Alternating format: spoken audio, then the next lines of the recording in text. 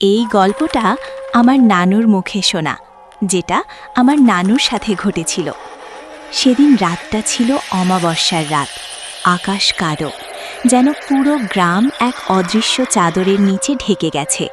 বাতাস হাহাকার করছে, নদীর পানি চুপচাপ, কিন্তু তার মাঝে ঝকঝক শব্দ যেন ঘুমন্ত গ্রামকে জাগিয়ে তুলছে। গ্রামের সব বাতি নিভে গেছে। আমি বাজার থেকে ফিরছিলাম, একা, হাতে ছাতা, কিন্তু হাওয়া এত শক্তি নিয়ে আছড়ে পড়ছে যে ছাতা বারবার উল্টে যাচ্ছিল।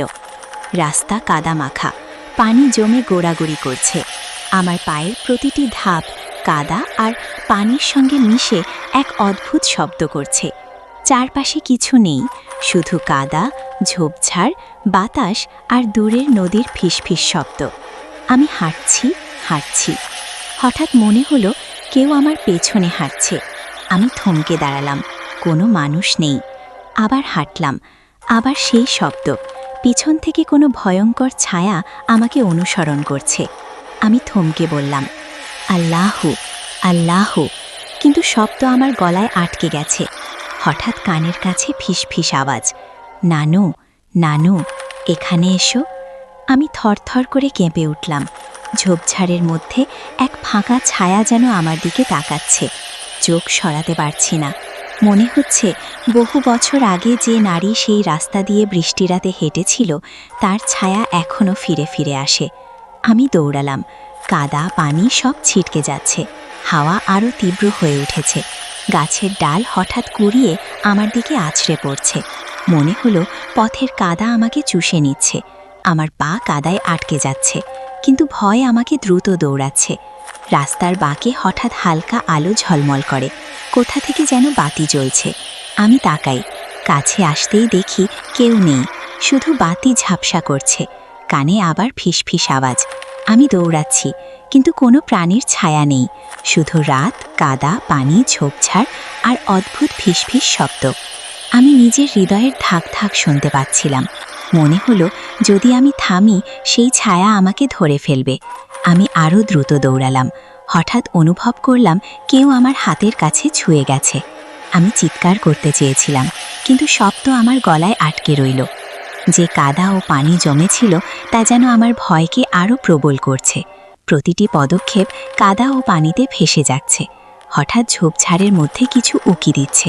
এক সাদা মুখ, চোখ বন্ধ, মুখ ঠেকে চাদর। আমি ভয়ে চিৎকার করতে চাইলাম, কিন্তু বাতাস আর বৃষ্টির শব্দে আমার চিৎকারও গলায় আটকে রইল। আমি দৌড়াই। মনে হলো আমার পায়ের আওয়াজ, কাদা ও পানির শব্দ আর আমার হৃদয়ের ধকধক সব মিশে এক অদ্ভুত সুর তৈরি করছে। হঠাৎ রাস্তায় একটা ছায়া সামনে এসে দাঁড়ালো। আমি চমকে উঠলাম।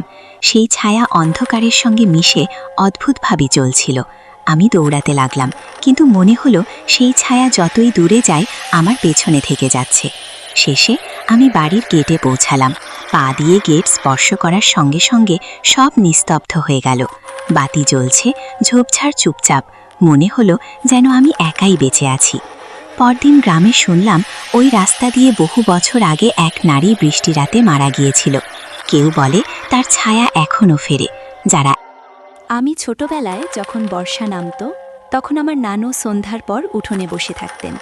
সামনে কুপি বাতি, চারপাশে বৃষ্টির শব্দ, আর আমি তার পাশে বসে থাকতাম ভিজে মাটির গন্ধে। নানু তখন প্রায়ই একটা গল্প বলতেন, যেটা তিনি কখনো হাসতে হাসতে বলেননি। সবসময় গলা নিচু করে বলতেন, যেন কথাগুলো শুনে কেউ জেগে না ওঠে। নানু বলতেন এই গল্প বানানো না, এই গল্প তিনি নিজের চোখে দেখা, নিজের শরীরে টের পাওয়া আর নিজের জীবন দিয়ে বয়ে বেড়ানো এক অভিজ্ঞতা। তিনি বলতেন বর্ষাকালে আমাদের গ্রামের পাশের যে বড় মাঠটা আছে, যেটা এখনও বর্ষায় জলে ডুবে যায়, সেই মাঠ একসময় শুধু মাঠ ছিল না, সেটা ছিল এমন একটা জায়গা যেটা মানুষ ভুলে যেতে চেয়েছে, কিন্তু জায়গাটা মানুষকে ভুলতে চায়নি। নানু তখন তরুণ, সাহসী। বন্ধুদের সঙ্গে মাছ ধরায় ছিল সবচেয়ে বড় আনন্দ। বর্ষা নামলেই তারা জাল, বাঁশের লাঠি, কঞ্চি নিয়ে রাতে বের হতো, কারণ রাতে মাছ বেশি ধরা পড়ে। সেদিনও এমনই এক বর্ষার রাত। আকাশ মেঘে ঢাকা, বৃষ্টি থেমে থেমে পড়ছে। চারদিকে অদ্ভুত এক নিস্তব্ধতা। ব্যাঙ ডাকছে, কিন্তু ডাকগুলো যেন ঠিকমতো শেষ হচ্ছে না, হঠাৎ থেমে যাচ্ছে। নানু বলতেন প্রকৃতি যখন এমন আচরণ করে তখন সেটা ভালো লক্ষণ না, কিন্তু তখন তারা এসব বোঝেনি। নানু আর তার 3 বন্ধু গোবিন্দ, নৃপেন আর মধু হাঁটু সমান জলে নেমে পড়েছিল। জল ঠান্ডা ছিল, অস্বাভাবিক রকমের। নানু বলতেন সেই ঠান্ডা শুধু শরীরের না, মনের ভেতর ঢুকে যাচ্ছিল। তারা হাসি ঠাট্টা করছিল, কিন্তু নানুর মনটা ভারী লাগছিল, যেন কেউ দূর থেকে ডাকছে কিন্তু শব্দ নেই। হঠাৎ নানুর পায়ে জলের ভেতর কিছু একটা ছুঁয়ে যায়। মাছ হলে ছুটে যেত, কিন্তু সেটা ছুটল না, বরং আঙুলের মতো কিছু যেন পায়ে বুলিয়ে দিল। নানু চমকে ওঠেন, বন্ধুরা হাসে, কিন্তু ঠিক তখনই তারা মাঠের মাঝখানে একটা মেয়েকে দেখতে পায়। সে জলের ওপরে দাঁড়িয়ে, কোনো ঢেউ নেই তার চারপাশে, শাড়ি ভিজে শরীরের সঙ্গে লেগে আছে, চুল মুখ ঢেকে রেখেছে। নানু বলতেন তখনই তার মনে হয়েছিল এই মেয়েটা মানুষ না। নৃপেন জিজ্ঞেস করেছিল এই রাতে এখানে কে? মেয়েটা মাথা তুলেছিল, আর তখন তারা দেখেছিল তার চোখ নেই, শুধু দুটো কালো গর্ত, যেন কেউ চোখ তুলে নিয়েছে। সে খুব আস্তে বলেছিল, মাছ ধরছ? সেই কণ্ঠটা ছিল ভারী, যেন একসাথে অনেক বছর কথা না বলার পর কেউ কথা বলছে। ঠিক তখন গোবিন্দ বলে ওঠে তার পা নড়ছে না। নানু দেখেন জলের রং বদলে যাচ্ছে, কাদার মতো ঘোলাটে, আর সেই জল ফুঁড়ে একটা হাত বেরিয়ে আসে, চামড়াহীন, লম্বা নখ, মানুষ নয়। মেয়েটা তখন হাসে, কিন্তু সেই হাসিতে দাঁত নেই, শুধু ফাঁকা মুখ। আর মাঠের চারপাশে তখন জল নড়তে থাকে, একটার পর একটা মাথা ভেসে ওঠে, কেউ অর্ধেক, কেউ শুধু মুখ, সবার চোখ নেই। নানু বলতেন তখন তারা বুঝেছিল এই মাঠ শুধু জল না, এই মাঠ একটা জায়গা যেখানে যারা হারিয়ে গেছে তারা থেকে গেছে। মধু পড়ে যায়, সে ডুবছিল না, বরং কেউ তাকে ধরে রেখেছিল। গোবিন্দ চিৎকার করছিল, কিন্তু গলা বের হচ্ছিল না। মেয়েটা তখন বলেছিল এই মাঠে যারা মাছ ধরতে আসে তারা সবাই কিছু রেখে যায়। নানু আর নৃপেন তখন দৌড় দেয়। পেছনে তাকিয়ে নানু দেখেন গোবিন্দ আর মধু জলের ভেতর নামছে, কিন্তু ডুবছে না, টেনে নেওয়া হচ্ছে। আর মেয়েটা মাঠের মাঝখানে দাঁড়িয়ে তাকিয়ে আছে। ভোরে গ্রাম খোঁজাখুঁজি করে, কিন্তু গোবিন্দ আর মধু ফেরে না।